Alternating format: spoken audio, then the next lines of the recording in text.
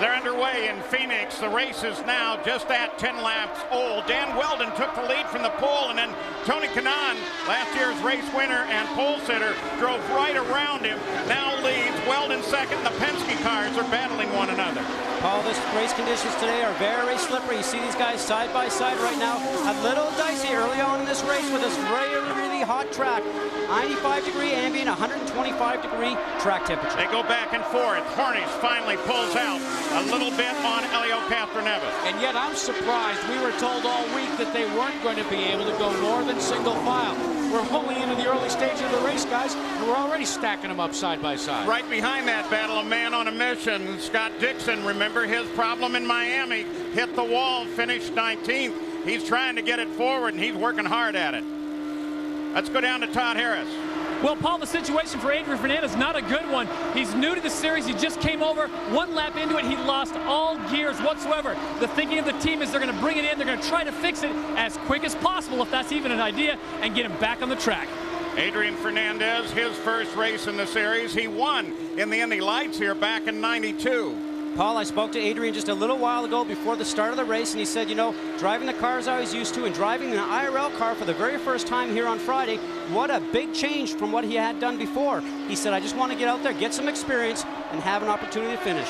Tony Kanaan over on the backstretch of this newly configured track. Very soon, he will overtake Scott Sharp. Just this early on, they're already getting ready to lap the field. And that's why a lot of the back markers are hoping for an early caution, Paul, because you can get lapped so quickly. Now, for Dan Weldon, his teammate, he dropped back, as you said, and Tony Kanaan told him he was going to do that yesterday because he said, you've got the pole, but I'll tell you what, Dan, I'm going to lead the first few laps. Vince Wells down in the pits as well.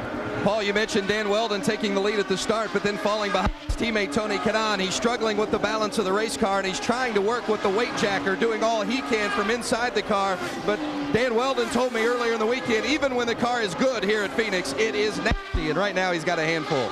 Back looking at that battle for second place. There's Dan Weldon, the number 26 car, and right behind him is Sam Hornish, the winner at Miami. And you hear that weight jacker that Vince refers to. All the drivers have some adjustment inside their car. They have roll bar adjusters to change the suspension front and rear, and that weight jacker actually takes weight off the right side of the car, puts it to the left to hopefully allow the car to turn better when the track is slippery. The driver has to make all those preferences himself. Sam Hornish has 2 victories on this track, but driving for Pennzoil Panther. Sam Hornish has 2 goals left, he told me, in his career. One, of course, to win the Indy 500. The other one, to ante in $10,000 and compete in the World Series of Poker. Kind of playing Texas Hold'em right now. Helio Castroneves sitting a little further back with Dixon working on him. Darts out wide, can't get her done. What he was doing there, guys, was looking to be outside the draft of Castroneves' car in the turn. Right now, he's getting a lot of dirty air from the car up in front. And here he's off the gas. Now he's applying the gas again. That turn 1-2 segment is very tight. Going down the dog leg now, down the backstretch. On your bumper, outside right, looking, you're clear. What they're talking about is Thomas Schechter, who's sitting just off the right rear of this car. You're talking about dirty air. If you want to know what that feels like, go on the interstate and draft up behind a big tractor trailer, and you'll get your hands full. You see that yellow number 4, that's Schechter. Behind him is Dario Franchitti, who had a moment with the wall at Miami in the first race of the season. Kanaan, Hornish, Weldon, Castroneves, Dixon, and then this guy, Thomas Schechter. That's the top of the field.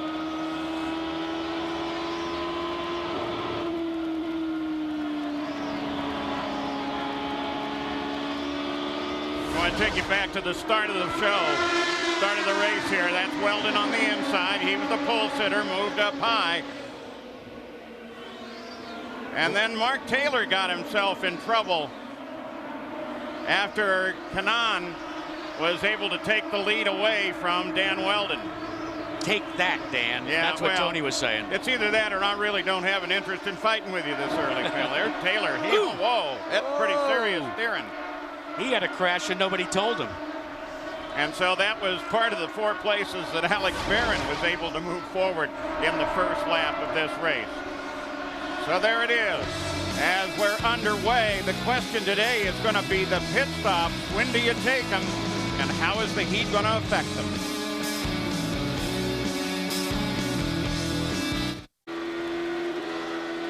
The Copper World Indy 200, the Indycar series. Tony Kanaan, the leader. There's the top of the field. You're riding on board with the defending series champion, Scott Dixon. Now, early in the race, in fact, about 3/4 of a lap. Look at this as he tried to make that move on Castroneves, and Castroneves is having none of it. Adrian Fernandez started his first race and went all of, well, not even a complete lap, Todd. Well, here's Adrian Fernandez in a place he doesn't want to be. Adrian, first of all, what happened? Well, I was getting ready for the start. I was in 6th gear, and I went down the gear to get ready for the start, and it was like an incomplete shift, and apparently I killed the dogs between 4th and 5th gear. All right, well, Adrian Fernandez does say, though, they're getting ready to finish this up. He's going right back out on the track. Paul? Yeah, the good news is they can roll it back in the garage area and fix it there. A lot of these guys slipping and sliding around now. We talked about the heat at this racetrack with that 95-degree ambient, 125, 130-degree track temperature that Firestone is giving us just before the race started. Watch for this racetrack to come to these guys. When I say that, they're starting to put their own rubber down from these Firestone tires. There was a 100-lap Silver Crown race on here just before. And what that does, it puts a different type of rubber down the racetrack. And what ends up going on with these drivers, they got to get settled in. One of those cars slipping and sliding is the 3-car of Helio Castroneves. He reported in the car is very, very loose, and they reported back on his radio, yes, we can see it just tight. Tim one of the directors for the Penske racing team said they want to just stay out of trouble early in the race and stay on the lead lap. So don't look for Helio Castroneves to be pushing it with that loose race car right now. And the slickness here with these temperatures probably going to get worse. We are now beyond a point in the race where if we have a caution, you assume everybody's going to dive into the pits. Well, a lot of guys actually were hoping for a caution as early as lap 5. The guys further on back in the field, because now we're starting to lap cars, and that's not what the back markers wanted. Alex Barron, you saw him in that great start, moved up 4 positions. Chevrolet Power now in 11th place. Alex Barron is a great story, Paul, because he was one of those renter racers until he filled in for Felipe Giafone last year, and now he's part of Red Bull Cheever Racing. And Alex Barron is a guy that really plied his trade by karting, shifter karts, and if you're a young guy and you want to learn how to become an IndyCar driver, just take up some karting. In fact, Alex is still involved in that. Yeah. Alex Barron driving for Eddie Cheever. Up to 11th.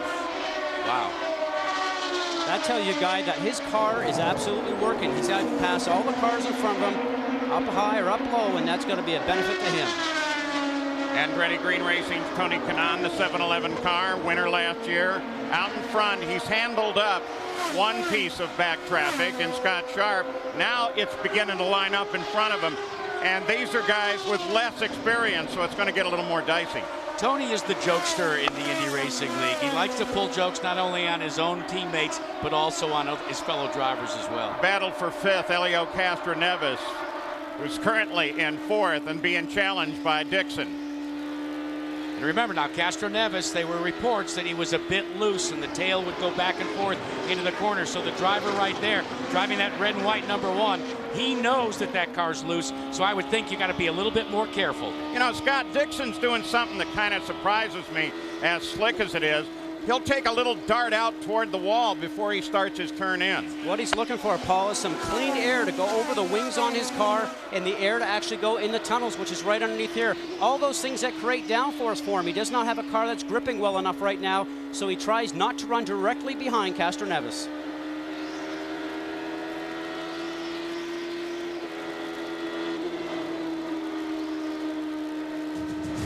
The most infamous crimes in L.A. rest on the shoulders of the DA. Steven Weber stars Friday, 9 Central on ABC. Scott, you were... There it goes. Oh, on the inside. Just trouble. that easy. Little trouble for Castroneves in 1 and 2. Had to get off the gas. Allows Dixon just to throttle by.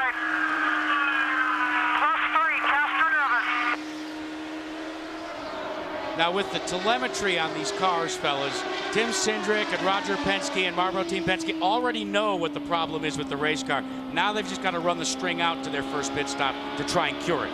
And Jack, absolutely. That telemetry is all the information that's on the race cars getting beamed back into the pit lane. All those engineers in the pit box themselves can see exactly what the driver's doing. Right now, they can see how much steering angle Scheckter has on his car right now, how much throttle, how much brake. And you're absolutely right, Jack. They have that opportunity. They know when the car's working well or not working at all.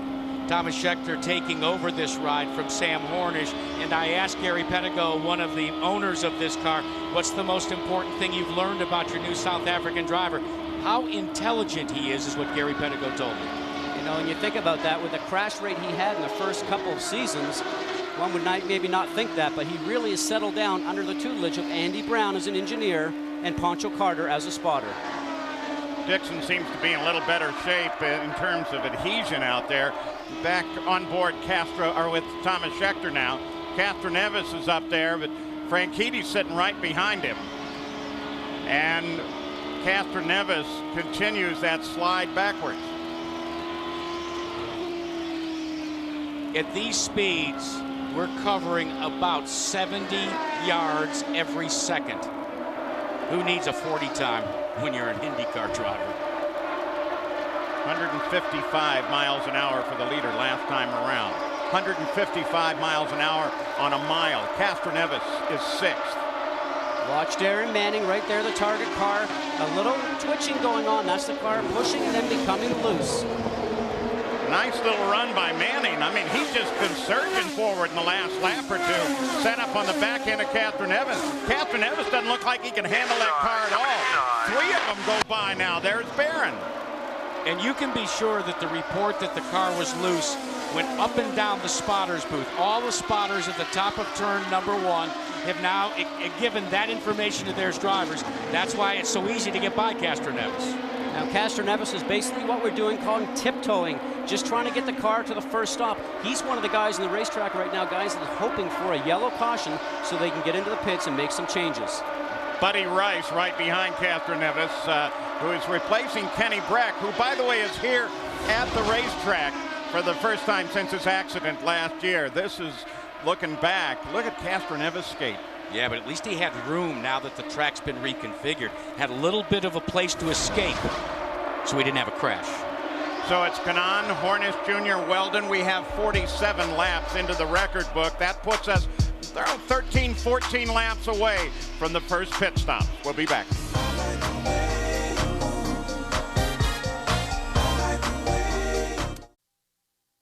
Phoenix with the IndyCar Series, a quarter of the race already gone, and the leader right from the end of the first lap, Tony Kanaan, is finding himself having to tiptoe through traffic with a very aggressive Sam Hornish in that red and white Penske car right behind him. The traffic just ahead is Ed Carpenter, and actually there's a whole line. Now Kanaan's problem here is he's only had one race with Carpenter because he's a rookie in the series. They don't know really what to expect. And that blue 52 that Carpenter is driving, he does have some help. Davey Hamilton is his spotter, and right now when you're the spotter, what you want to do is try and get some more cars between you and the leader, and that's exactly what Hamilton is trying to work Eddie Carpenter through right now. Yeah, there's what you need in your rearview mirrors. Sam Hornish. But as we ride, guys, we were watching him start to twitch a little bit. The car's very loose. Remember, these guys are on the end of their fuel run. Tires are starting to get to the end of their usefulness, so all these guys are looking for that yellow to come in. Look around lap 70 should be the first stop, but if there's a caution, it'll be feeding time at the zoo. Tony Kanaan makes his try on Carpenter. Kind of wisely puts his nose in there to let him know he's there, but Carpenter's saying, I'm going to race with you. Well, Carpenter, if he gets passed by Kanaan, goes down a lap like we were mentioning, does not want that to happen. In the rear view, you'll be able to watch Hornish Jr. himself actually trying to make hay with this right now. Vince, what's going on in the Andretti Green pit? With Kim Green. Kim, is Tony struggling with the traffic, or is the car backing up on him a little bit? Well, really, when you start to get to this level of traffic, there's a lot of good race cars out there, and so it's pretty difficult to pass. We've been patient. We're not too far away from pitting, so we don't want to make any mistakes. But really, the car's quite good, but the guys ahead of us are pretty quick as well. That's Kim Green. You know, from this shot, while we're on it, take a look down at the bottom of your screen, a big square black hole. That's the the outlet that they have on top of the engine for this start of the season until they get to the 3-liter engine. They're still in the 3.5-liter engine, but that opening helps relieve some pressure that otherwise would have rammed in the engine. They're going to get their first test of the 3-liter. You all right, Jack? Wow. Of that 3-liter engine. Sorry. In April at the Indy Speedway in a closed and private session. You like this traffic, Jack? Wow. So you can't see this from the pits. Isn't it cool? 20 years and I'm speechless for the first time. But that's exactly what we're talking about, Scott. He doesn't know some of these guys. You have to be aggressive. You have to have that fine line between aggressiveness and patience. Brian Barnhart said today in the drivers' meeting, he said, guys, there should be absolutely no reason that we have you guys hit each other and knock each other off like we did at Homestead just a couple of weeks ago. He put that down to everybody was off for a few months on the winter break. Said second race back, don't want to see any of it. If it happens, we'll certainly come back and give you guys a penalty. There's the stats on Sam Hornish, who, of course, here at this track has been eminently successful. You see, he's a motorcycle enthusiast. One of the things Sam wants to do is custom tailor a Harley Hog and take the sterling silver headshots from the Borg Warner Trophy of all his favorite drivers and put them around the fuselage. Does he tell you who those would be? Now we're going to have to wait and find out. Now working on Carpenter is Sam Hornish. He was pretty bright about that. It may not have been totally intentional. Look at how far Carpenter went up to the wall, though, to get out of his way. But Hornish wisely sat back there for a while. Once you go a lap down right now, you give it up a little bit. That's called courtesy out on the racetrack. Let the other guys get by. Coming up on Carpenter now is Tora Takagi.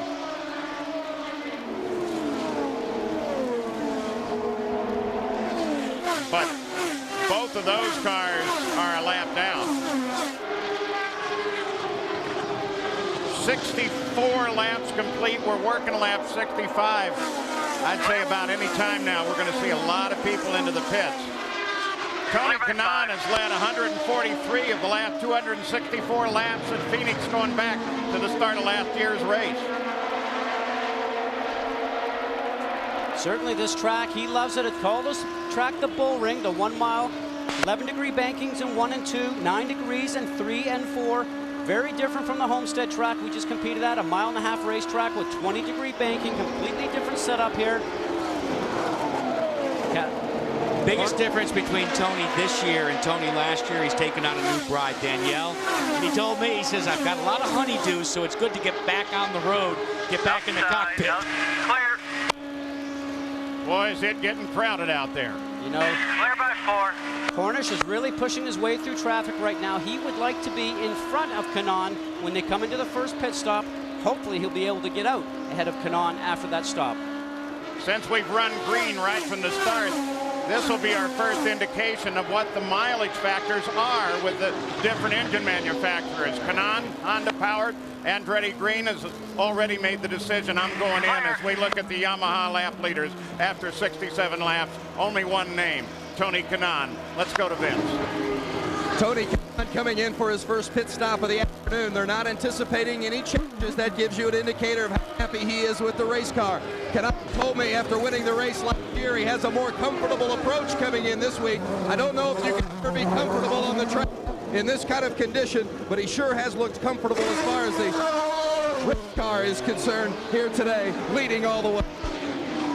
10.3 seconds. I'd like to get that kind of work done in my garage in 10.3 days. I'd like you to do that kind of work in 10.3 months. A nice clean stop for Kanaan. A lot of pressures on a driver when you're leading a race, coming in, hitting the marks exactly in the right spot in the pit box so all the mechanics can put the tires on and add the fuel in. And you notice the fuel took a long time after the tires. Now the key is everybody has to cycle through under green. If a yellow comes out, this could really discombobulate, as you would say, Scott, the entire running order. Should be Hornish next, correct? Well, they're laid out for both of the Penske cars. I love this. Tim Cindric told me this morning, he said, I don't think we can go 70 laps. They're going to come in as Hornish cycles up there on the 72nd lap of the race. Well, what? Dan Weldon's already in. Scott Dixon is coming in. Vince? They're going to put a turn in the wing for Dan Weldon. He has been shifting this race car all afternoon, and they have not been happy. Weldon in particular has not been happy with the way that race car has been handling, so they put a turn in the wing, and we'll see if that makes it a little more comfortable for him the rest of this stint. Stop looks routine for Scott Dixon. Here comes Hornish. Now this guy's, it's the first time the Penske's pits have been split. Todd? Well, no major changes here. They said they're going to top him off. They're going to give him the tires and turn him loose. They're very happy with the way the car's running, unlike his teammate, Helio Castroneves. Oh. And we got a problem here. The fuel thing, he kept it running. He kept it running. You know, one of the problems I think you're going to see, because they've reduced the fuel tank, there's Tony Kanaan, where you're going to see with the reduced 5 gallons of the fuel tank, they're 30-gallon tanks now, is now it takes about the same time to refuel them as it does to change the tires. So you're going to get that kind of confusion on the left side of the car during a stop. Well, no doubt that Hornish wanted to leave. He thought that he had clearance, but the fuel buckeye was still in the side of the car. But what an experienced driver that is to stop the car from moving forward and then wait for clearance. On board Sharp. You see the steering wheel that Scott Sharp is driving with? $40,000 just for that steering wheel. Buddy Rice is in. Buddy Rice has a little bit to prove. Earlier this week in the Arizona Republic, his former car owner, Eddie Cheever, had some things to say, accusing Buddy Rice last year of, on a 1 to 10 basis, only being a 7. Buddy did not respond. So the first round of stops are complete as Darren Manning is showing officially in the lead of the race right now. There's still a couple of guys that are yet to hit the pits. So, including Manning. Yeah, we'll see. He's one of them. There he is. And that changes the lead over once again on what has continued to be a green race. And will it continue to stay green? We'll be back after this message and a word from our ABC stations.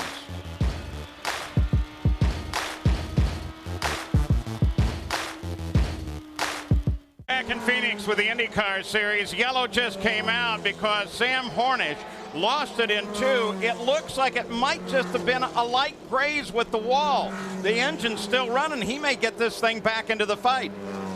Paul, you look at the rear wing, you look at the number 6, how it's actually on a bit of an angle there. I think he just backed it into the wall very gracefully. They might be able to replace the rear wing on this car and get him back out. Yeah, Sam wants to go, and the Delphi safety team is saying, well, wait just a minute. We're going to turn you around here. Well, what he was hoping for would they push him and bump start him, actually, but they're going to tow him in. That's just going to waste a lot of time. Well, it was running there at first. Here it is, Scott. Into the turn, doesn't look too bad, right to the middle. Starts to come off, and something actually happened there. See how the car just sort of stepped out? Might even broke something on the back of the car because it certainly was very graceful. Out of the car is what we call very, very loose, where the back end wants to swap ends, which is exactly what it did. With a lesser driver than Sam and temperatures less than 97, 98 degrees, you'd think that might be cold tires. Roger Penske's trying to figure out what happened to Sam as well. I love the way you say the car just stepped out. You are so calm and collected when you talk about it. I mean, if all of a sudden that was me in that cockpit, well, we'd have to go get some Depends. Well, I'll tell you, usually as a driver, everything goes in slow motion. They might be going around here at about 175 top speed, 155, 60 average, but a race driver has the ability just to slow everything down in his mindset, and it's very strange to say, but almost like you'd actually could step out of the car and walk beside it. Taking a good look at the back of the car. You saw Roger Penske do what he traditionally does. He went proactive saying, what can we do? This is Sharp into the pits.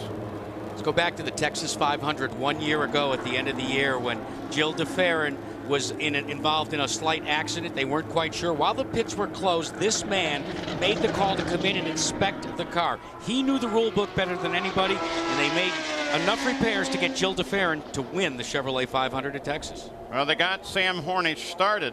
They're going to get ready to go back green once again then as soon as they can. The question is there anything wrong with that car as Sam hustles to catch the field, and one assumes eventually get in the pits, get a new set of Firehawks on that car so that he can get it back in the fight. But the other problem is going to be as he goes into the pits is that he has dropped back to the 19th position. So does Sam Hornish have a problem? And if so, can he solve it? And can Tony keep leading?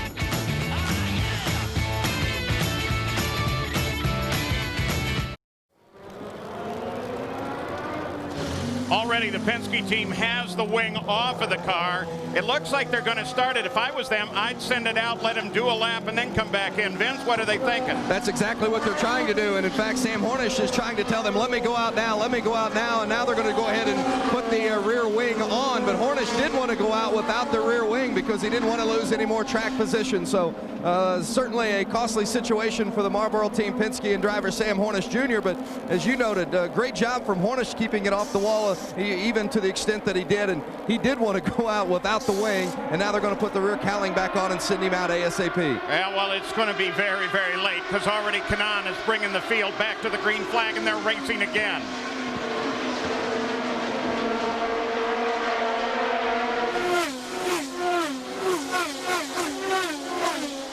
All these guys on nice fresh rubber, full tanks of fuel to stop only about 15 laps ago. Look at this side-by-side action between Buddy Rice and Carpenter. A little early in the race, especially a little early after those pit stops with tires maybe not up to temperature and up to pressure yet because cars can move around. A little close in that situation. You saw Sam Hornish roll on the pit road, so he's coming back into the fight now, but he's going to be 4 laps behind the race. It's hard enough to make back 1 lap. At the front, Kanaan is the leader. A little bit back is the second place car of Dixon. And Franchitti moving down on the inside. And that's the guy you got to give a call to right now, Paul. He's maybe the forgotten member of Andretti Green Racing. He was very embarrassed with the outing at Homestead, Florida. He said, I really didn't get a lot of laps in. I want to come out here to Phoenix, come back from my back injury. And right now he's showing in the top 5, followed by his fellow teammate Brian Herta. So Andretti Green performing pretty well now, 3 in the top 5. Yeah, except for some lap cars that are there, the Andretti Green cars are all running right together. Franchitti, Herta, and Weldon sit 4th, 5th, and 6th. An Italian that was raised in Scotland, Dario Franchitti. His wife, Ashley Judd. Well, one new member to that Andretti Green Racing team is Peter Gibbons, which was a longtime engineer for Michael Andretti all through his Indycar days, and just a recent addition to the team here just in the last couple of weeks. I'm pretty sure, Jack, that Dario, who thinks of himself as a Scotsman with an Italian name, is probably going to smack you right in the eyeball. Well, I also think he gets a little bit embarrassed when people introduce him as Mr. Ashley Judd. Yeah, that'll get you smacked in the eye, too. That's twice, right? Okay. Boy, look at Herta. And Herta gets it high, that black and yellow car. Cutting that close to the car in front, Foyt the 4th. That dirty air from the car in front certainly takes all the downforce away from your car, kills the extra speed in the turn, and you watch Weldon go by. Yeah, gives his teammate the advantage there. He gets past him. Dan Weldon is running a contest with Jim Beam, one of his sponsors. If Dan Weldon wins the Indianapolis 500, a lucky fan will win $1 million. I hear there's more to that. Yeah. Well, yeah. Why are you stopping there? His teammates have gotten together and have said, if Weldon wins, they get to dye my hair the color of their choice. Oh, I'm getting in on this deal. Well, I told them they didn't have to get a lot of hair dye, though. Yeah, Scott and I are getting in on that for sure. The guy that's on the move right now is Weldon. He seems to be actually getting through traffic, being able to place the car where he would like it. He seems to be able to slice underneath people at will. You're clear. Nice Got around Robbie Buell. Buell has not had his favorite weekend. He looked pretty disgusted yesterday at the end of the day here. I talked to Robbie, and he said what the problem was is they were slow off the trailer, and it got them behind the 8-ball just a bit. They were always kind of one practice behind everybody else. But you know, I spoke to him this morning, and he said, I think we got a good car for the race, but evidently not. Kanaan the leader, Dixon sitting in 2nd place. Next week, NBA Sunday on ABC features a lot of offense as the Mavericks travel to Orlando. The Magic and the playoff position on the line at Dallas as they look for the home court advantage in that tough Western Conference. NBA Sunday coverage begins at 1 Eastern, 10 Pacific on ABC, home of the NBA Finals. Dallas Mavericks owner Mark Cuban, you know what he used to do in May? He'd go to the infield of the Indianapolis 500. He followed it when he was in college there in the state of Indiana. Doesn't everybody? That infield pretty much is everybody. Or at least it's people that are going to have money. The ones who already have it are sitting in the main grandstand. At the halfway point, 100 laps, 100 miles complete. Kanaan been the class of the race. This is what you hope for, just a perfect race like he's having.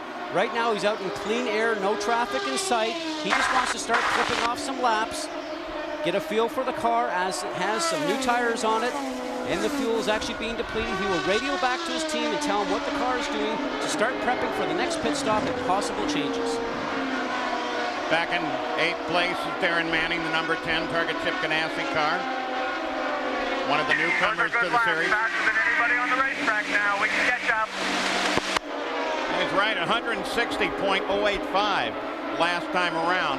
Hornish, 19th, 5 laps behind the lead of the race, is just thrust himself into the position that Dixon found himself in, Manning's teammate, after the first race in Miami. Darren Manning made a big-time purchase after the Homestead race. He bought one of those 40-gigabyte iPods. He has already downloaded 1,500 songs. I asked him, what's the capacity? He said, oh, 10,000.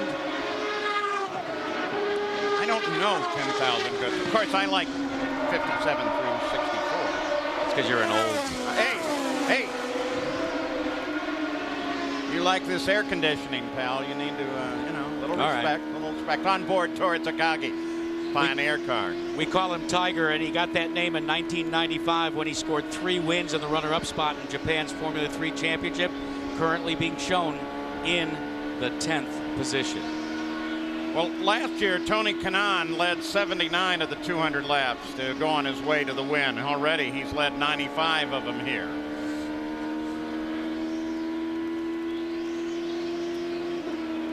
So now, 105 laps. Michael Andretti watches his car. Can it stay in the lead? We figure the second pit stop comes at the 150th lap.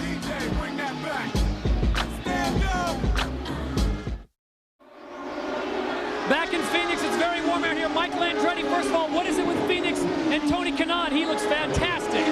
He loves this place. You know, to drive this place well, you have to be very aggressive, and Tony's a very aggressive driver, and it pays him back. You've got to be very nervous. You don't only have one car in the lead. You've got 4 cars on the track. You've got to be impressed with all your drivers today. Yeah, I'm a little nervous. It's been a couple of hairy moments in turn 1 here with some of the guys. That, so far, so good. All right, good luck, Michael. Thank you for your time. Let's send it over to Vince Welch. Scott Dixon running second with car owner Chip Ganassi. Chip, is Scott comfortable with the car? You guys happy with the way things are going? Yeah, Vince, he hasn't touched the weight jacker or anything yet. I mean, there's a little bit of a race going on there. You got Castro Neves trying to unlap himself. We're trying to catch the leader. We'll see. We're in some traffic here. It should get pretty interesting. What makes Scott Dixon so special? He's the Iceman. There you have it, guys. Always cool, even in this heat. Yeah, and he's reeling the leader in right now. They're threading their way through traffic, and this is when it gets so very good.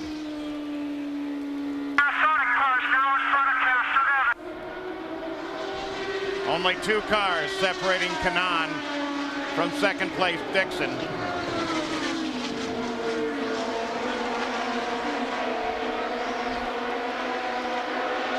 So Dixon sitting back there second. Kanaan leads it. Thomas Schechter driving for Panther. That bright yellow car out there.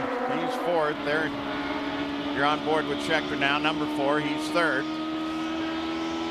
Very likable kid. Drove his first race in the series at this track. On the Indycar cameras, listen to the throttle application of the drivers, just tiptoeing through the turns because there's not much grip for them. Watch, you just heard him shift a gear over here on the right-hand side. Because of the wind here today, the guys are actually changing gears between both turns. Scott Sharp not having the best of days. He's sitting back in 14th place, 2 laps behind the race. It's been a hard weekend for the Kelly team. Scott Sharp is one of those fellows that really counted on having an early yellow so that they could keep from getting lapped. It didn't work out for the Delphi crew, so now Scott soldiers on. And don't forget, the next race, he's the defending champion when we go across the pond to Japan. He won the race in Motegi 1 year ago. I must say, not only was he hoping for it, everybody was expecting it. Everybody thought between lap 5 and 10, you're going to have a yellow. They went way beyond the first stops before their first yellow. We've only had 1 caution. Dario Franchitti, we talked about him earlier. So important for Dario Franchitti to get comfortable back in the cockpit of the race car after the back injury last year that wasn't related to racing. He was in and out of the cockpit, and now he's a solid part of Andretti Green Racing for 2004. A little further back, there's Greg Ray, the only man to ever carry number 13.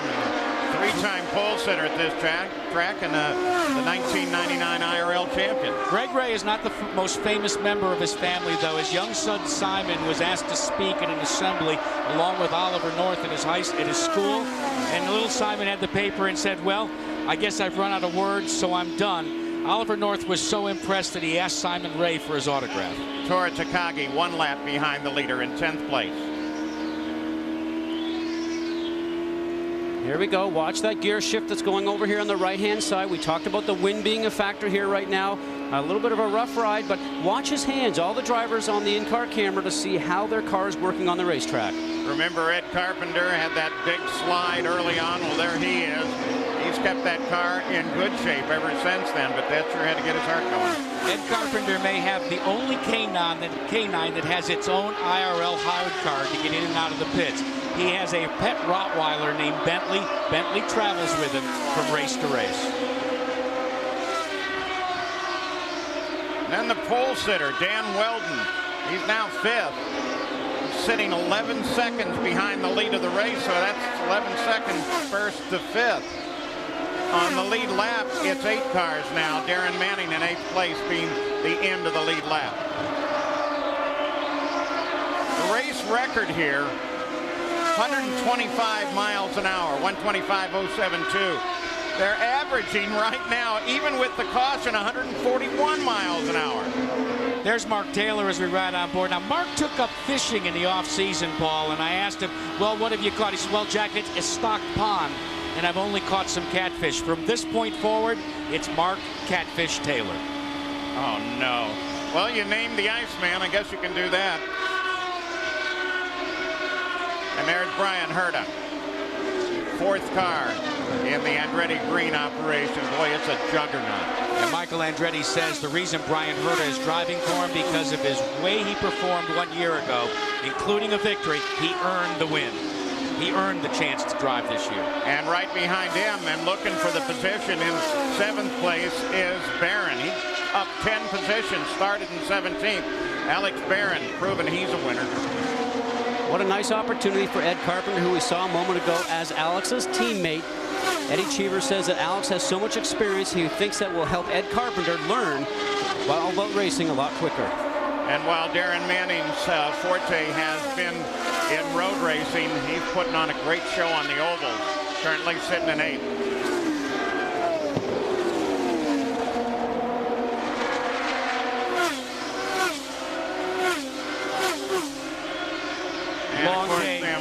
Long day for Sam. He had the problems early, got spun around, had to replace the wing from Marlboro Team Penske. But when you want to stay in the points hunt, these are the kind of days you just got to get out there, get up on the wheel, grit your teeth, know you're not going to go to victory lane like he did in the opener. Well, and just to make the point again, he's currently in 19th. That's where Dixon finished after his encounter with the wall, and here comes Dixon working on the leader. So Hornish, who won the last race, and Dixon are just going to swap that championship position the way they sit now. Of course, Kanaan would like to walk away with the most points. Dixon's going to try and take that away. You look on the wing there, Scott, you see that? That looks like the little flap that they keep the gurney flap in. Might be popped up and open. Yeah, right there on the right-hand side, a small piece of metal sticking up. That's just the gurney flap door, but you know something? It's not even used now because with the new wing rules they have with the 49 to 62 degree rear wing, they do not have to worry about changing wickers anymore. It's not allowed. Well, then why don't they just glue it shut? Oh, probably. That's a good question, Paul. Thank you, Scott. You know, you should be an engineer. No. Yamaha lap leaders, Kanaan just running away with this thing. Those others really are as a result of Kanaan going in for a green flag pit stop. Kanaan, Dixon, Scheckter. 131 laps complete. Best guess is we're about 9 laps away from the second and, in fact, the final stop of the Copper World Indy 200.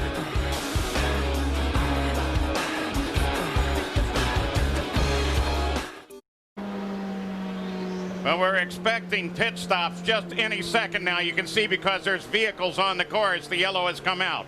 We'll be back after this from our ABC stations. Back at Phoenix, it was Ed Carpenter that caught the wall, and that brought everybody into the pits. and it was a battle into the pits. In fact, you saw right at the end of it as Kanaan came roaring out. And I'm just looking, I think they stopped everybody, didn't they, Jack? Nobody's out there. Yeah, you know, in hockey, Scott, as you know, they have line changes. That was a team change. I mean, there was everybody came in. But I think the guy that benefited the best was Pennzoil Panther. Man, they got their driver, Thomas Scheckter, in and out so quick. It just took my breath away. So this is Ed Carpenter's car. He was out, appeared to be okay. And you can see, though, there's damage heavy to the left front, left rear.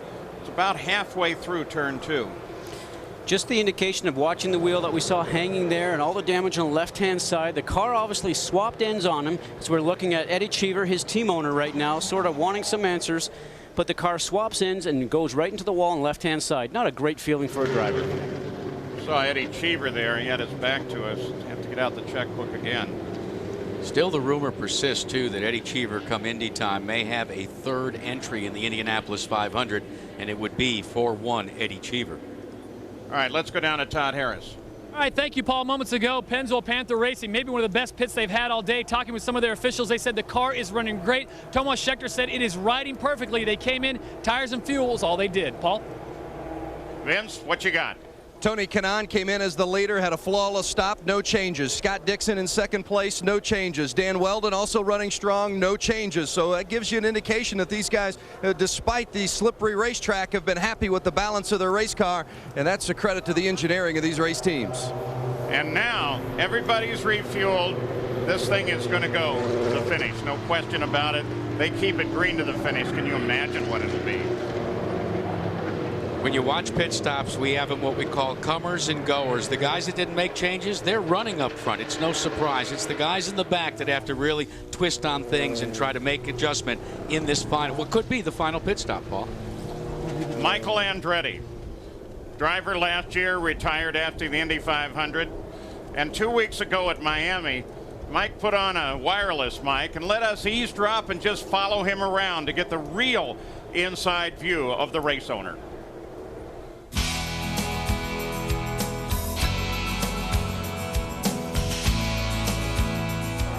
Mamma mia, son. Good, how are you? Ready? We're ready. It's going to be good. Yeah, we have a good, strong, old boys. Yeah. Yes. Ready? Get a good start. I'll be following Tony. Yeah. Well, he goes 6 wide as they start for the first turn. And the caution comes out. A car into the barrier going into the pits. We're a track behind. Yeah. Right? You know what I mean? Yeah, you get pass around this. God, they're going to wave us around. I can't figure We'll get our lap back. Yeah. Oh, and somebody in trouble. It looks like it might have been Frank Tiede. He crashed started. Here comes Weldon. We actually got that Honda fuel position 5, but I don't know if I want to go to it. Never usually pans out. Dan won't do it? I don't think he understands why. Why won't he do it? That's his only chance. Isn't that pretty? Weldon picks up the lead. Hornish tries to go to the outside. Castroneves going to go low on Weldon to make it 3 wide into turn number 3. Good job. Is that right? You did good. Like, I don't know, sort of messed up Dan and... I was just trying to get out of the way. Yeah, I know. No, I know, but I think... mean to. I understand that, but I think you should probably tell him that. That's all. You know? It was a tough day for you. I mean, you had it, and then it's stupid. That's the problem with you. You got 2 guys. I couldn't see who was which. Which it was one, like I see red and white on both sides. I didn't know which one was Dan. Huh. Oh, okay. I didn't know where he was. Right. I just saw red and white. Yeah. So I didn't know which one he was. I mean, I was trying. Right. I figured you were. But I think you didn't just say something. That's all. You all right, man?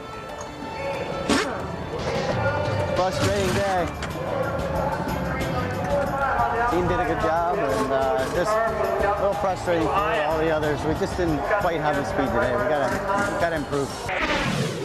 Is that a great view of Michael Andretti? Thanks for doing that. Tony Kanaan, the leader. We do have another perspective of the Ed Carpenter situation. It looks like it was just a little quick loss at the back end, though we're not yet sure why. We're ready to go back to green flag. And here is Carpenter. You see him, the blue car, yellow flag. numbers on her. Just a little bit loose on the entry to the turn. He had to pinch it down because Scott Sharp was high. Back in came around, guys. And you saw the safer barrier do what it's supposed to do. So with his car on the hook, we could be set up for a magnificent final 49 laps of the run here at Phoenix. They go back to the green flag. Kanan, Dixon chasing him. They pull out a bit from Schechter. And Helio Castroneves during that caution got the wave by. He is back on the lead lap. Very important, because if he now has his car working, because he was running up by the leaders during that last segment, maybe he has a chance to get through traffic, and with another yellow or two, might be able to contend for the win. Dario Franchitti is closing up on Thomas Schechter. He may be going for third very quickly here. Right behind Franchitti is Takagi. He's running a lap down, and that creates some separation back to the 5th place Weldon. Now remember, guys, all the changes on the car, whether it's tire pressures or front wing angles or anything that they've done during that last stop has been done. Whatever these drivers have made changes with, that's what they're going to have to use from here to the end of the race. Darren Manning getting ready to work hard on Dan Weldon. Leaders on the backstretch. Dixon working Kanan.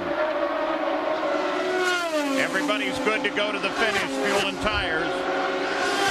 I'll tell you, those Marlboro cars are carving their way back to the front. They are closing. They are quick right now. Yeah, last time by, they were very fast. Well, don't forget that Hornish 5 laps down. Right. It's a non-game for him. But for Schechter, 9th place on the lead lap, it's pretty significant.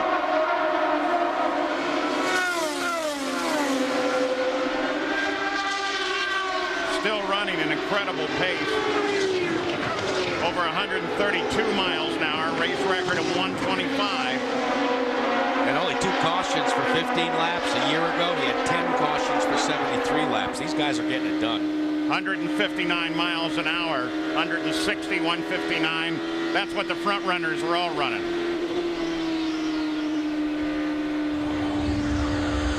Our defending series champion, Scott Dixon. Little better luck today. Plays snooker. That's without pockets on the table. Also got his first taste of racing watching his mom race on a short track that was dirt out in Australia. Yeah, in Auckland. Yeah. Let's go down to Vince Welch. You know, I asked Scott Dixon earlier this weekend, when did you first know that maybe you were a special racing talent? And he said, well, when I was 13, I won Super V's championship. And I said, well, what was so special about that? And he said, well, the next youngest driver was 22. The average age in the series was 24, so as a 13-year-old, I felt pretty good about myself. I'd say that he was true to that feeling. You saw our Yamaha lap leaders. It's still all Kanan. Every time that Scott Dixon would win a race when he was that age, they'd have to call him to the podium because he was busy watching cartoons after getting out of the race car. Kanan, Dixon, Schechter, 1, 2, 3. Dixon was fastest last lap around at 160 miles an hour. So as we run to the finish, it's going to be a battle at the front. Who's going to take it?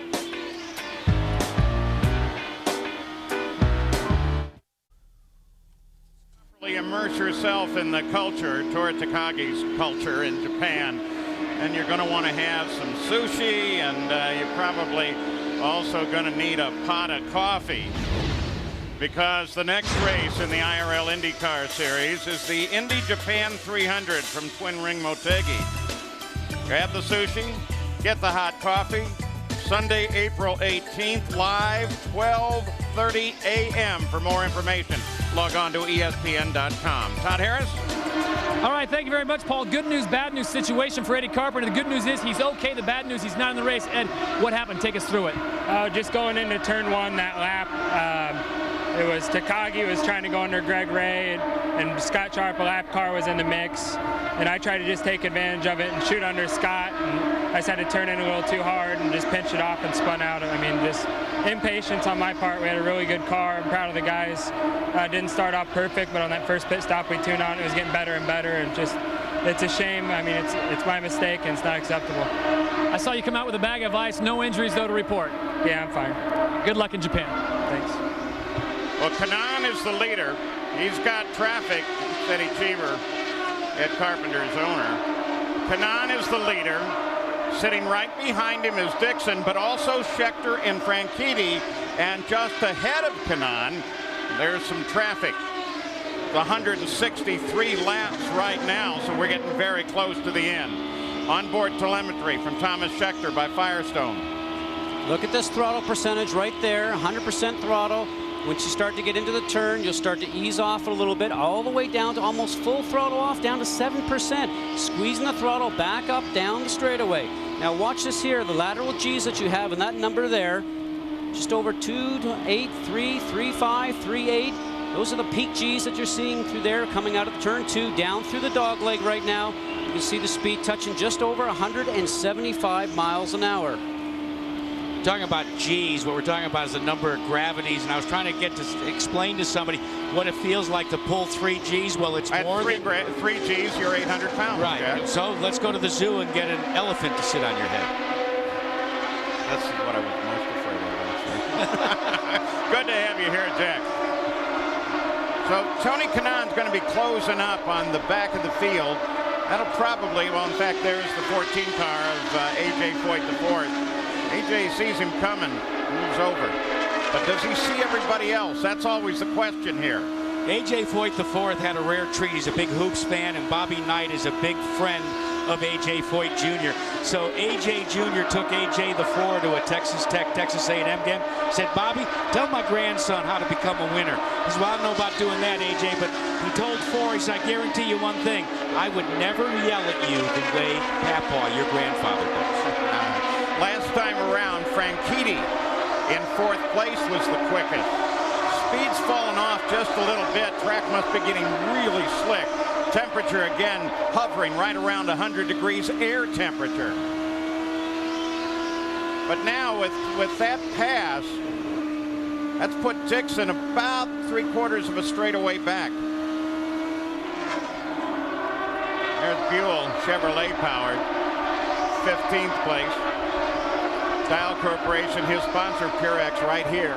By the way, speaking of equity within this series, top 3 cars: Kanaan, Dixon, Scheckter, Honda, Toyota, Chevrolet. Talk about Robbie Buell. If you want to understand the caliber of a Robbie Buell operation, that's the Oakland Athletics as compared maybe to Marlboro Team Penske and the Yankees. Not as big a payroll. In fact, they were telling me, John O'Gara and Robbie, they compete for 2 races. Their total payroll is probably for the whole season equal to what is spent by Penske in just 2 events. Panasonic car, Matsura. By the way, if you're just joining us over from the race at Darlington, congratulations to the winner, Jimmy Johnson. We have one of those patented... 30 laps to go, 30 laps to go. Thank you. Patented 40 laps to go finishes. It's going to be unbelievable. The IRL really knows how to put them on.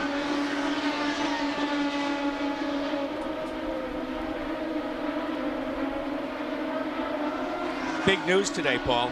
We've got an additional entry for not only the Indy 500, but for the rest of the season. Junior is finally in. Al Unser Jr. driving for Pat Patrick. Patrick's famous number 20. This is a commercial announcement coming up from Scott Goodyear. In '99, he led 134 laps to win this. Sam Hornish led 140. And today, Tony Kanaan has led 162. Yeah, but Scott, they've never passed the pace car. Well, he's got us both beat with that. You know, Al Jr. is one of my favorite drivers. You got 2 of your favorite drivers here today. Al Unser Jr. and Don Bailey, the pace car driver that one year, is the spectator here. Glad to see Al Jr. back in the series. Well, they talk about that close finish between you and Al Jr. a number of years back at the Indy 500. So at 173 laps, Tony Kanaan out in front, looking like this may be his race. Earlier this morning, this was owner Pat Patrick. I just want to announce that Patrick Racing will be joining the IRL starting in Indianapolis. We'll race the rest of the season and hopefully for a while longer. We'll have Chevrolet engines powered by Chevrolet, and our driver will be Al Unser Jr. I've raced against the 20 car pretty much my whole career, and now I'm very, very proud to be driving the 20 car for Pat. So that'll be great to have little Al around again. Thomas Scheckter and Dario Franchitti. Franchitti had third place last lap, and Scheckter just came roaring at him. Currently now, Scheckter goes to third place. Todd Harris?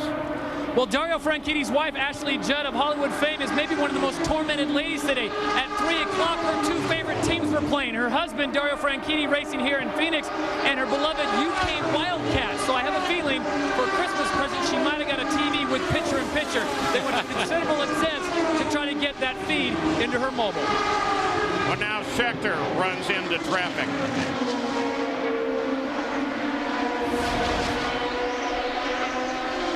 This was when Scheckter got the nose down in and just took it away. Inside line always wins out.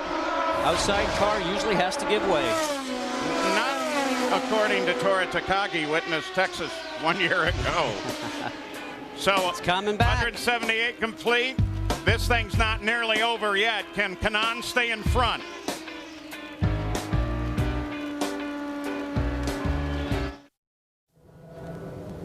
Back at Phoenix, yellow is out now, and this time pretty serious accident, at least a big accident.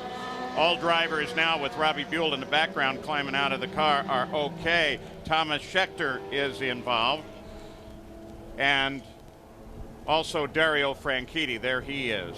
They're all walking around, and there was what appeared to be some sort of debris on the backstretch, and then suddenly this accident erupted. So we're looking to make sure we understand exactly what it was. Scott? Well, what ended up happening originally was Robbie Buell was already against the wall, and we don't know if he actually left some debris on the racetrack that maybe these two other guys, Scheckter and Franchitti, possibly ran over, flattened tires, because they both came in against each other, colliding with Robbie Buell, who was already parked there. So we'll have to understand what's going on. And we'll go back and try to take a look at it. We'll first look at regular speed.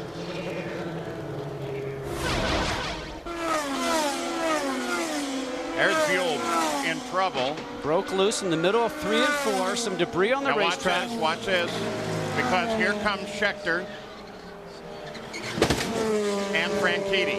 You know, and as a driver, I can tell you, it is loud in the race car when you impact the wall. Actually, there you go. Well, like Franchitti didn't see Scheckter slow.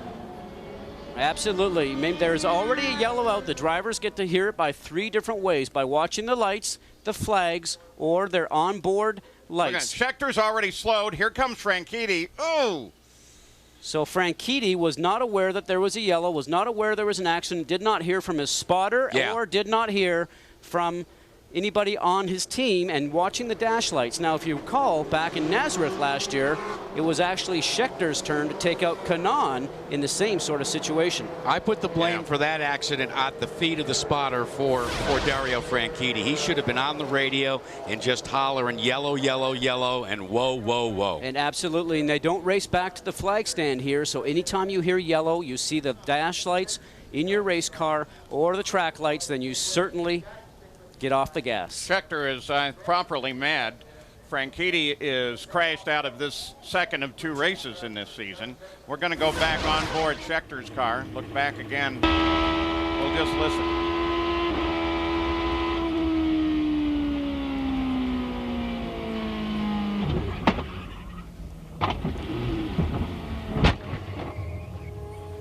He slowed well before Franchitti started to slow. And one of the reasons why maybe he was so quick to slow is the fact that Pancho Carter, a former Indy 500 veteran, is on the radio as the spotter for Thomas Scheckter and the Pennzoil team. Now, Vince, what's going on at Andretti Green now? Well, Kyle Moyer is here and with the Dario Franchitti team. Did Dario get any indication from the spotter, Kyle, as to something going on the racetrack? Yeah, it was kind of late. We were sitting there trying to play around with Scheckter. He kept on blocking us, and, you know, the spotter yelled it, but it was too low. Scheckter got checked up a lot quicker than we could, and we ran into the back of him. You know, it's just a shame because Dario's ran 2 great races, and here we all sitting on the sideline again. He's been busting his butt to drive the car, and, you know, we were trying to get around Scheckter, and he was getting frustrated trying to do that. And next thing you know, the yellow came out. We couldn't check up, so, you know, it's all fault we ran into the back of Scheckter and stuff like that. Thank you. Now, they're pretty straight up about it. Yeah, and I spent some time up in the spotters area earlier this weekend to try and get an idea. There's the spotters now. They're high atop the luxury suites in the middle of turn 1 and 2. You notice that some of them are using binoculars. One of the reasons why is because where the accident took place is the farthest point from where they spot. And I mentioned to some of them 2 issues. Number 1, for those of us that are a little mature and need the use of glasses, but number 2, there are a number of motorhomes that are parked down directly in that area, and sometimes, just sometimes, it's a brief moment before you realize that someone has slowed down. I'm still wondering what it was in the middle of the backstretch, and we're still looking for it. Todd Harris? Well, a frustrating day for the Pennzoil Panther Racing folks. I was talking to them just when that accident happened. They said they were so happy. They were just cruising. They were happy the way the driver, the car was working, and then the accident took place. But they did say over the radio, don't worry about it. We're proud of you. You had a great run today. Well, the bad news is the accident. First part of the good news is that there's no injury apparent. The second part of the good news is they're going to have that accident cleaned up in probably about 8 laps to run to the finish with Dixon, Weldon, Barron, Manning, and Herta all sitting on the back of Tony Kanaan's car, and that'll happen when we come back for the green flag.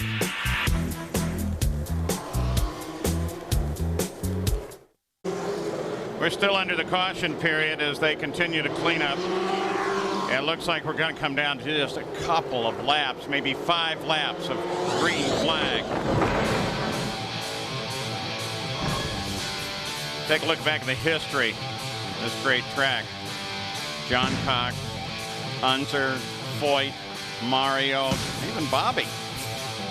One of the most memorable is probably Johnny Rutherford when he flipped it over final laps. First race back in 1964. How much was gas back then in 1964? 30 cents a gallon, and a stamp was a nickel. Let's go down to the Ganassi pits, Vince.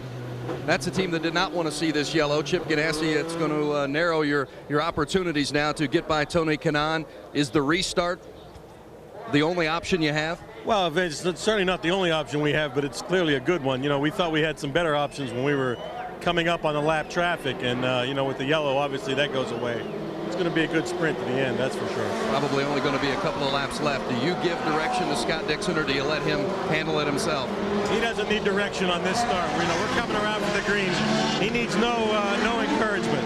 That's Chip Ganassi. Scott Dixon trying to make the move. He doesn't have much time to do it. Should be going back to the green with 8 laps to go. That's why they call Dixon the Iceman. If he can keep the ice going here. Todd, what's the story on Thomas Scheckter? Well, here with Thomas Scheckter as he just emerged from the medical center. Thomas, what happened out there? Take us through your thoughts. Fortunately, I just got hit from behind and slowed down for the yellow. My spotter called the yellow. Obviously, maybe Dario spotted and called it, or he didn't slow down. I got hit up the back. Unfortunate, but that's the way it goes sometimes. Green flag comes out for Kanaan. He gets a good restart. Dixon is right there. Then you have 2 cars, 3 cars actually, that are not part of the game. The real focus now comes on Weldon, Barron, and Manning, 3rd, 4th, and 5th. That's where the fight will go on, but right now with Kanaan, he's got what he wants. He got a clear track in front of him, probably no traffic he'll run into in the next 7 laps. And right now, Dixon was liking going through the traffic because it gives him opportunity to maybe make a pass. Castro Neves gets way on the high on the track as he tries to get up and get around Brian Herta. They're on the backstretch now. NASCAR on the lead lap, but boy, what a great day for Andretti Green Racing. I know they've lost 1 car, but they've got the 2nd, 3rd, and 4th entry. They're all running in the top 10. Kanaan, 0.8 of a second lead, coming up to 5 laps to go. This is the last portion, guys, where you get down. It doesn't look at this moment like there's going to be much of a challenge. Kanaan just driving away, running 154 miles an hour under the hot desert sun. And this is the area where you start to tighten your belts in the car, guys, because you're just trying to run clean laps. Right now, Dixon is sort of staying in an even footing. He's got to be able to get close, number 1. It's another thing to pass. Tony Kanaan has started running in triathlons, and he said, it's helped me as a driver to learn how to spread out and stay focused. He's been focused from the drop of the green flag, and right now all he's got to do is get into the kick and go to the finish. 4 to go. Kanaan in front. And Dixon, Weldon, Barron, Manning. Front two right together. Great run for Barron. He started 17th, don't forget. Herta and Castroneves continue to hammer at one another. Sharp, he's out of this fight. He's down 3 laps. There's the Iceman lining him up. But it's one of the boys from Brazil that's leading. Now watch this right here. Turns 3 and 4, we're just coming through. That's where Dixon seems to work a little bit better. 2 to go, 2 laps to go. Oh, Dixon is there. He's closing. What's he got planned as the end game? Didn't we see this at Homestead with different drivers? Yeah, but I'm not so sure you can do that here. Watch him prove me different. Last lap pass by by Sam Hornish on Castroneves. White flag is out. White flag. Just under a mile, about 3/4 of a mile now for Tony Kanaan. Dixon can pedal hard, but he's not going to catch him. Tony Kanaan, final 2 turns in front of him. Looking for his second IRL win and back-to-back wins at Phoenix. He loved this track. It loves him. Tony Kanaan takes the win. Dixon second. What'll happen, though, with Weldon, Barron, and Manning? Here it comes. And it's going to be Weldon, then Barron, then Manning. No change there as well. Wow, a blistering pace. 127.9 miles an hour, new race record. But Tony Kanaan had everybody covered all day long. Yeah, congratulations, Tony. That was very nice. Michael Andretti, hey, you bet. A few extra bucks in his pocket. His car's finished in the lead, 3rd, 7th. Nice job. We'll be back.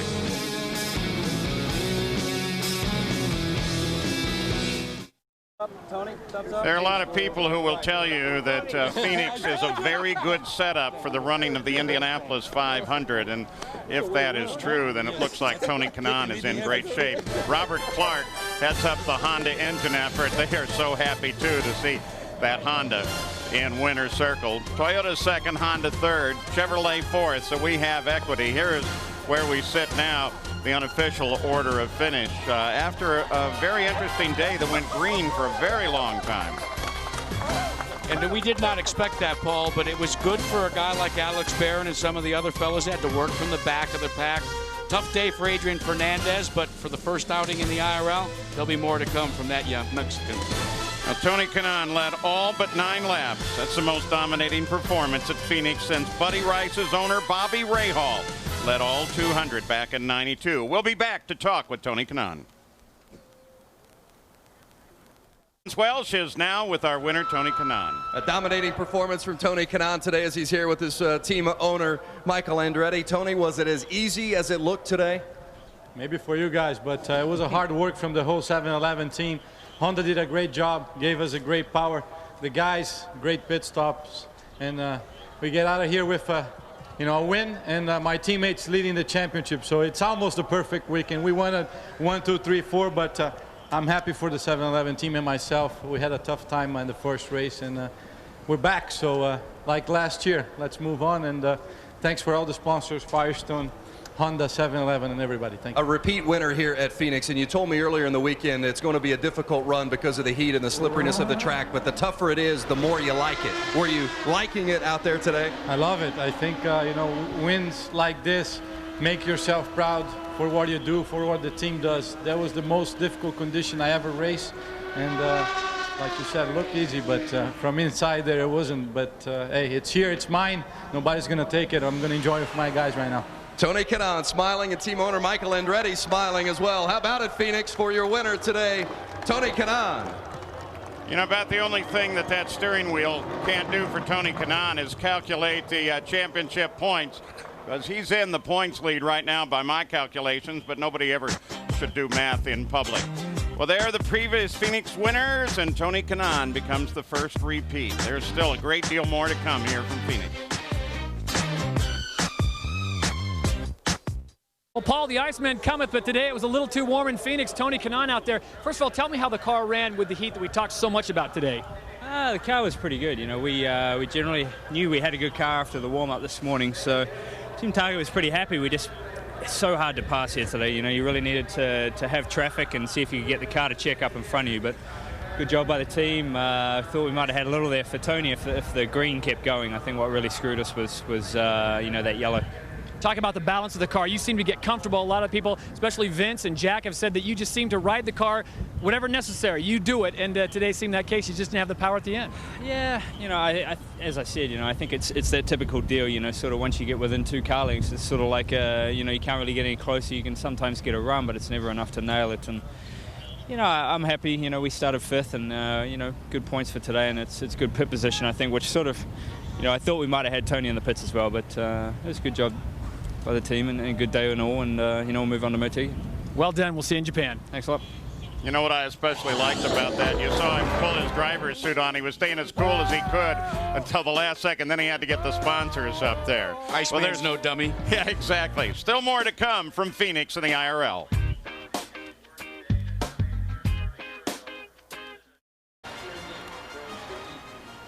I'll tell you what, that was a nice day, nice race. I was looking for a little more at the finish, and Jack, congratulations, nice job up here. Good to have you here. It's nice and cool up here. You know, yeah, I liked it today. 100 degrees, you want air conditioning. Obviously, the temperature really figured into this thing, as anticipated. But that run that Kanaan did at the end was phenomenal. I was surprised he pulled away that much. You know, the important thing is that you take care of the tires and you conserve the car, and that's exactly what he did. A lot of experience with Tony. He likes this 1 mile track, and if you can drive here, you can basically drive in just about any track on this circuit. Look for him to be tough for the championship throughout the whole year. I mentioned that there is a factor in this track that helps you set up a little for Indy. We're, in fact, at ABC Sports about to celebrate our 40th anniversary of coverage at the Indianapolis 500. How much is that true? They used to always say if you run fast here, you can almost take the car, make some minor changes, drop the car on the track at Indianapolis 500, and run strong. And I really think that is true. And when that race comes up, it's very close to everybody's heart, every driver's heart, and it's certainly all the promoters' hearts. Well, you liked it up here in the AC, didn't you? I did. But, you know, one of the reasons why Phoenix is the way it is a leader into India. The banking is so similar. But you know what? We talked about at the top of the race, the need for Scott Dixon to be able to come back from that crash on pit road.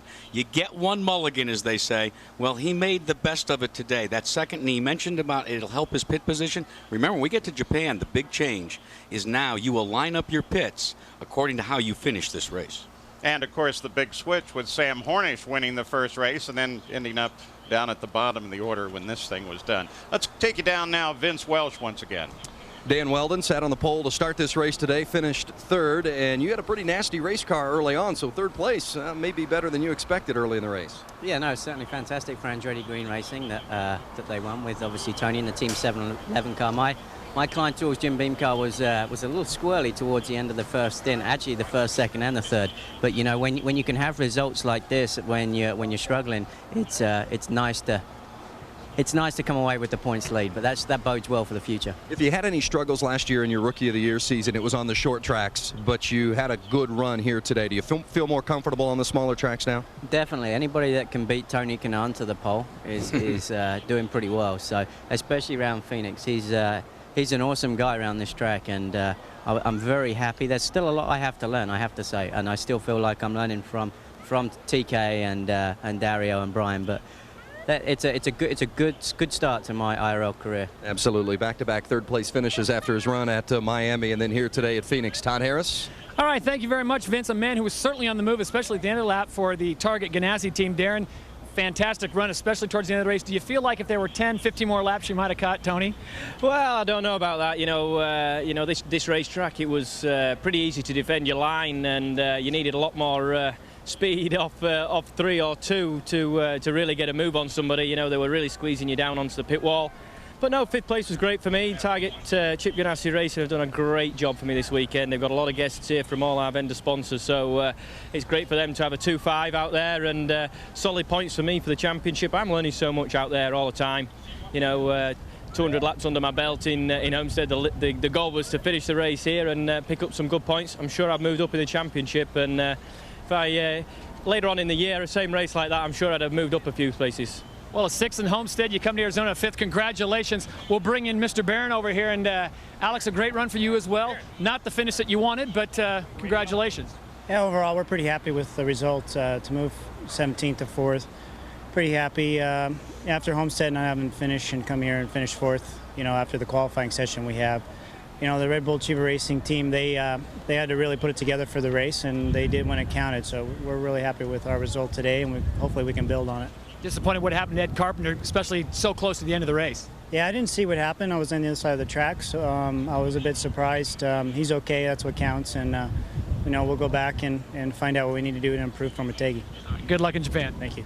Back up to you, Paul. Oh, you bet the celebration is going to start now for Tony Kanaan. And for a lot of guys, the next stop, of course, will be at Twin Ring Motegi in Japan. And then Scott Goodyear, that coming so quickly, having to transport the cars and a couple of wrecked cars, how's that going to affect like Panther? Teams will be very busy. Obviously, they have spare cars, but they also want to fix the car that they have, so they actually have a spare car for Motegi also, because that's very important. But already today, the teams are already talking about getting ready to ship some stuff over. Wheels and tires are already put together. They have to ship those over on the plane. The guys are headed for an 18-hour plane ride.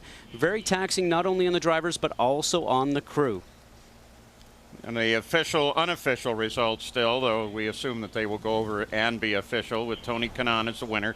Congratulations to Tony, Honda, and Andretti Green Racing. Dan Weldon now, two races in a row, finishing third. Do we call him Mr. Third Place, or maybe he moves up one in Japan, and then, oh my God, that would mean he'd be number one at Indy and hair dye time. Well, last year he had that flip in the closing laps of the race, landed upside down, right side up in winner's circle. Is never bad at Indy. In the IRL series, in terms of points right now, Kanaan is the points leader, followed by Castroneves, Weldon, Sam Hornish, and Darren Manning.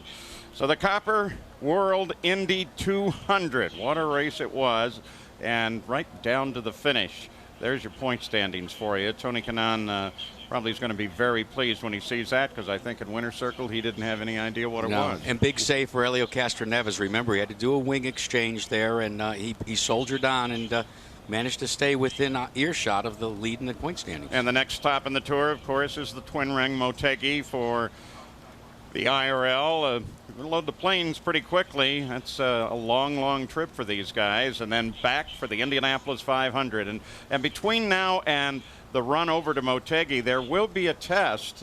It's a private test, a closed test, for all practical purposes, a secret test of the new 3-liter engines, which will become the mandated power at the Indianapolis 500-mile race. So we've got 2 down. We've got the Indy 500 coming. We'll visit with you nighttime at Motegi. ABC Sports is online at ESPN.com. Search ABC Sports.